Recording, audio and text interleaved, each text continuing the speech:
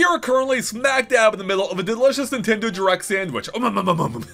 With the April 2nd one coming up in a few days, all about the Switch 2, and another one having just happened a few days ago, all about the Switch 1, or at least purportedly. Because I think looking back at the one that just happened, there's a lot more interesting stuff there going on that meets the eye, both in terms of what it means for Nintendo's future, and what they're trying to message to us as consumers right now. So I want to break it down a little bit further for all of you, with my key takeaways about the previous Nintendo Direct, and what it means for the future of Nintendo. So let's get to it.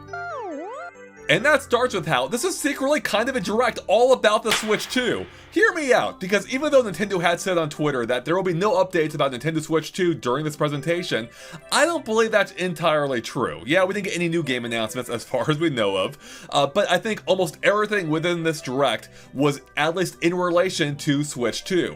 And that directly connects to my next takeaway, being the Nintendo Switch 1 is not dead. Why else would you hold a Nintendo Direct effectively on the eve of the Switch 2 Direct? Like, there is no reason for that unless you're trying to send a very clear message. And with all the announcements they had here, even if most weren't first party, the message couldn't be clearer. The Nintendo Switch 1 will continue to get support. And that's exactly why Nintendo had two 2026 announcements here, a year away, if not longer. Because even though it was a little disappointing to see that in the moment that there are games that far away on existing hardware, Nintendo is clearly stating, hey, we have not forgotten about your original Switch owners, so even if you don't upgrade or can't upgrade to the Switch 2, there are still things coming. And again, not just first party, but third party too, and I'm sure there'll be even more, including first party. Again, I think Nintendo is sending a very clear message here. We're not done supporting the Switch 1 despite a new system coming out in the very near future. And by the way, this is practically unheard of for a modern Nintendo console. Announcing games in the distant future for it while your successor is coming out, and I think that's actually really cool.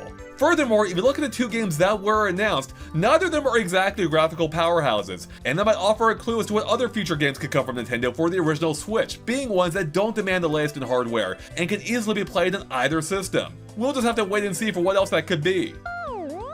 Now, despite my previous takeaway, there is another message to be taken away from it, because with both of those games coming out in 2026, I think Nintendo's sending another message, being the Switch 2 will be Nintendo's near exclusive focus in the near future. This Direct is all about wiping the slate clean, getting everything out of the way in advance of the Switch 2 so they don't have to conflict the message later on, or interfere or confuse the message later on.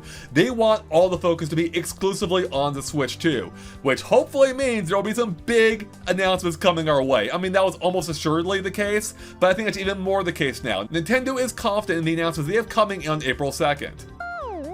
And I think it's possible this past Direct may have revealed a general sense of where Nintendo's going on April 2nd, or at least where they're not going, perhaps. Because one of the things missing from this previous Direct were any first-party remakes, which is kind of unheard of given their announcements and releases in the past couple of years, which has included 11 freaking remasters and remakes and ports, 11 of them across just the two previous years, which is way more than at any other time in Nintendo's history as far as I can recall. So I'm thinking we're not going to be getting too many more in the near future, thankfully, because I want something new on Switch 2, and I'm pretty sure that's what the April 2nd Direct will be focusing on, as in no more remasters or remakes, at least in the immediate future, and we hopefully won't have to deal with Mario Kart 8 more deluxe again or something. Now, beyond the lack of remasters or remakes, there is something else interesting happening here in this previous Direct, being the two new game announcements we got. As you might have noticed that both Rhythm Heaven and Tomodachi Life are both games that haven't had a new entry in nearly 10 years, if not even longer. And it's making me think that Nintendo is not abandoning their old IP, and this could open the door to even more older IP appearing on Switch 2, or at least in the future in general, whether on Switch 1 or Switch 2. And that makes me really excited for what else that could be. F-Zero? Star Fox? Kid Icarus Uprising? The sky is the limit, literally in the case of those latter two, and we actually have a whole discussion already as part of our countdown series of other retro Nintendo IPs that could come back, possibly on Switch 2. Now, of course, this is not a sure thing by any stretch, but I do find it interesting that the two latest game announcements from Nintendo are both from older IPs, not the oldest, of course, but from games that haven't had an entry on Switch or in around 10 years, period, and it makes me hopeful that more are on the way. Now, beyond the two new game announcements we saw, we also got a better look at Metroid Prime 4. Our second look at it, in fact, and I don't know if you've noticed, but both trailers for the game so far are kind of barely even trailers, at least as we conventionally know them. Instead, it's more just kind of like gameplay strung together, you know? Which on the one hand is kind of cool. I appreciate that we're actually seeing gameplay, which is something Nintendo often does, unlike a lot of other console manufacturers or game publishers where we mostly see, you know, pre-rendered trailers, so hats off to them for that. But on the other hand, these trailers are kind of lacking a certain excitement, I think, especially for those outside of the Metroid fandom. And I'm thinking that's for kind of a good reason, as I believe Nintendo is holding off. They're holding out on all of us right now, and especially the broader demographic. Because my takeaway from this is we're going to be seeing Metroid Prime 4 again very soon, as in on April 2nd soon, and that's where they're gonna blow it out. That's where we'll get the first proper trailer for the game, maybe a story trailer even. Whatever it is, something that shows more of the world, more snippets from the gameplay. It'll have sick music going with it, and it's going to be the trailer we have all actually been waiting for. And this will be how Nintendo wants the broader demographic to see Metroid Prime 4 as being. Something exciting, something a little bit more mature, something a little different for Nintendo, right?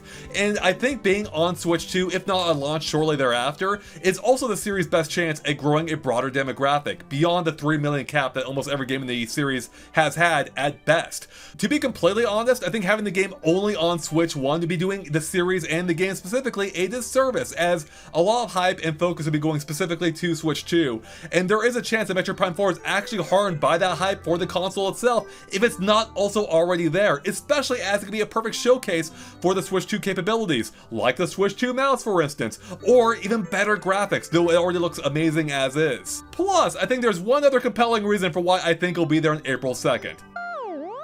As another Nintendo Switch announcement made in the previous Direct was obviously only ever made because of the Switch 2's release being imminent, being the virtual game card feature. Right now, sharing digital games on Nintendo Switch, even among your own systems, kind of sucks. And Nintendo clearly had to find a better way of doing that, with them releasing a new piece of hardware that a lot of existing Switch owners will be picking up, meaning that old Switch may go to a family member or a friend or something else. And they had to make it easier to swap games between the two, which is exactly what that virtual game card feature is aiming to do. Even if I think it falls a little short of the mark, but that's beside the point. This feature only exists now because of Switch 2. And as it turns out, if you look at the tiny text on the official game site or official Nintendo site for the virtual game card feature, it kind of reveals something Nintendo hadn't already yet, in which they refer to both Nintendo Switch 2 exclusive games, but also Nintendo Switch 2 edition games, as in something separate from exclusive games, which strongly suggests some kind of multiple SKU feature, or, you know, games that are made for Switch 1 can also be made for Switch 2, and would presumably have enhancements on them, kind of like how it works on, you know, PS4 and PS5, where you have the same game available on both, but with enhancements on the PS5 version. And I am certain Metroid Prime 4 is going to be one of those games. So again, see my previous section for more details on that. Otherwise, let's move on to another takeaway I have. And that's the fact that Nintendo wants to be in your life more than ever before as we enter the Switch 2 era. And that specifically relates to this Direct with the form of the Nintendo Today app announcement. This is basically Nintendo's form of social media, only without the social element so far, in which they're basically putting their Twitter stream directly to you through an app. Granted, it offers additional content beyond just what their Twitter does, but we've already seen big news immediately on the day after, with them announcing the Zelda movie's release date within 24 hours of the app launching, which is pretty freaking wild, which it then eventually did tweet out a few hours later. But Nintendo is saying that if you want to get the latest news, the only way to do it is by following us here on this app. And that's because Nintendo wants to be in your life more now, in more ways than again ever before. We've already seen this with Alarmo, theme parks, movies, which Nintendo Today already touched on, the Nintendo Today app, Nintendo Music, and I'm sure an evolution of the Switch app will be coming out to accompany Switch 2. Nintendo wants to be in your life more than ever before. You saw that giant Mario face staring at you when you first opened the app, right? That is literally Big Brother! My final takeaway is less to do with the Direct itself and more the reaction to it, because I think it proves one thing: that Nintendo has more momentum now than during any other console generational shift in the past 20 years, if not ever, for a couple of key reasons. Number one being this Direct had the most live viewers of any other Direct ever, which is freaking crazy considering it was announced only 24 hours prior, if not even less, and is on the eve of the upcoming Direct that everyone is actually excited for, being the April 2nd one. We had no expectations for this, and yet it was still the most viewed Direct ever, which is freaking wild. Furthermore, Nintendo posted a tweet shortly after the Direct announcing Tomodachi Life, the new one, which is of course shown off in the Direct. It ended up being the #1 most Japanese Twitter like from them in the entire history of their Twitter account. Again, the Japanese one, which is freaking crazy for, a older IP now at this point. It hasn't had a new entry in 10 years, and the fact it's coming to, current Switch hardware, and yet it got more likes than even the Switch 2 announcement.